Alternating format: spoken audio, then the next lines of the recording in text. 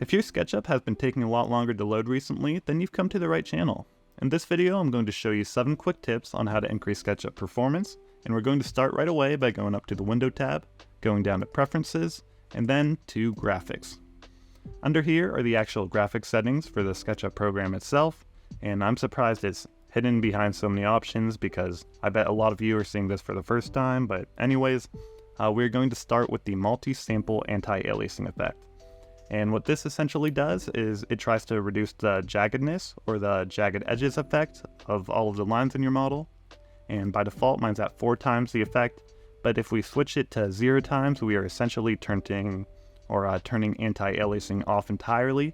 So this will increase performance, but it's a give and take relationship because all of your lines will be a little bit more jagged as well. So that's something to consider. Under that is use fast feedback, and you're going to want to make sure this one's checked. And under that is use maximum texture size. And sometimes you want to have this checked, and other times you may not. What this means exactly is that SketchUp has a natural texture resolution of 1024 by 1024 pixels, and importing custom materials may have a larger resolution than this. So if you unclick this, all of your imported materials will be condensed into that 1024 by 1024 range again, but if you uncheck it, they'll be their natural resolution. So this is on you if you want to have your custom textures full resolution. If you don't and want maximum performance, then I'd uncheck this as well. Now under that is graphics engine, and I believe this is a new option in the 2024 version. So they came up with a new graphics engine, and 9 times out of 10 times this one is going to be faster than the classic. But just try it out, and if you feel that it isn't working as good as the classic, you can always change back. But you won't really know until you try, so at least try the new one. And under GPU selection, if you have multiple GPUs, select the faster one. My faster one is going to be the Nvidia GeForce RTX. And once again, if you don't know, you can just test them out and see which one runs better. So after that, you can click OK, and some of these changes won't be taken into effect until SketchUp is restarted. So if you want to restart and we can continue from there, we'll go into some styles and shadow settings. Alright, now that we're back, I'm going to show you the 2 simplest clicks you can do to increase performance. And that is by going to the default tray over here, clicking into shadows, and turning shadows off. And I know shadows add a lot to the model. I mean, look at this. These look like 2 entirely different buildings with the shadows on and off. But you can always turn shadows back on once you're ready to export. But once you're actually modeling, it is going to be a good practice to just model without shadows on. It's going to be a lot faster. And you can also turn fog off if you have fog on, but I don't usually work with fog anyways. And if you don't see any of these options in the default tray, you can go up to Window, go to Default Tray, and then click Shadows and Fog right here.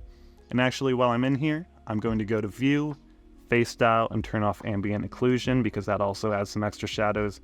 So anything that deals with shading right now, we don't really need it until we're rendering, so just turn all of that stuff off. So next up are another few clicks, but this time it's going to be inside of the Styles menu. And once again, if you don't have that up there already, you can go to Default Tray and then Styles. But once we're in here, we're going to switch from the Select tab to the Edit tab, and we're going to uncheck anything that isn't the edges right here.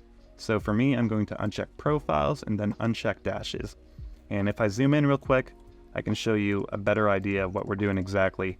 So who knows if all of these will be checked, I don't know what it is by default. But as you can see, it's really dark right now, and that's because we're rendering all of these unnecessary things. We don't need the profiles, we don't need depth cues, yada yada yada.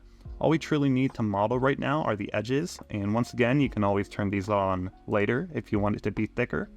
But right now we're just modeling, we're not rendering, so we don't need to turn on all of these unnecessary things.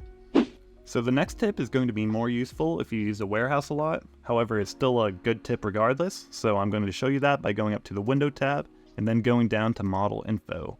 After that, you can hit Statistics and then hit Purge Unused. So what Purge Unused basically does is if you import a lot of stuff from the warehouse and then delete it afterwards, a lot of those materials and components are still going to be inside of your model. No, they're not going to be visible, but they're going to show the materials in your Materials tab, and there's going to be components in your Components tab left over. And to truly delete that, we're going to have to hit this Purge Unused button.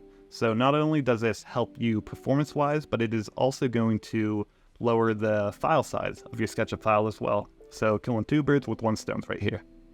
So unfortunately, the next tip isn't a one and done click like all of the previous ones were, but it's sort of a SketchUp lifestyle you have to adapt to when you have a lower end computer like me.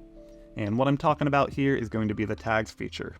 So if you've never used tags before, don't skip ahead of the video yet. It's very simple to learn, and this is probably going to have the biggest impact performance-wise. So let me go over that with you real quick.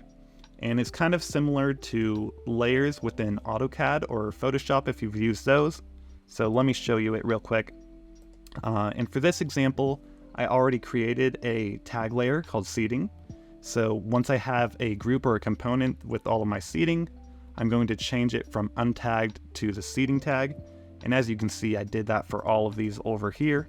So now that if I exit the model and I click this hide icon over here, it'll hide all of the seating at once.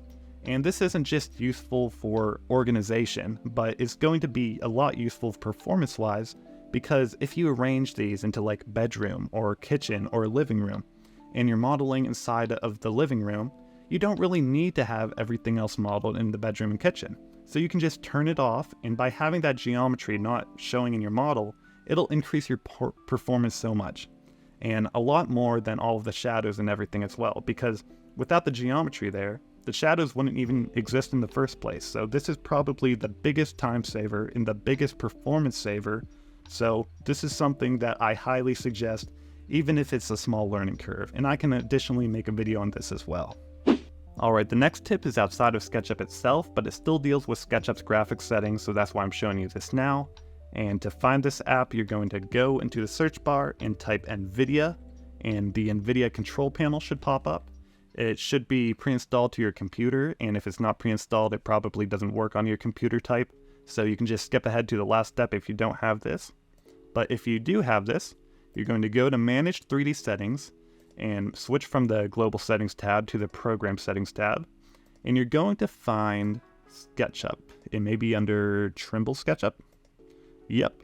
And make sure that it is using your higher processing GPU.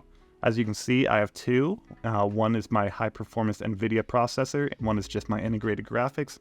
Make sure it's just using the higher processing one, and this will take effect as soon as you hit apply.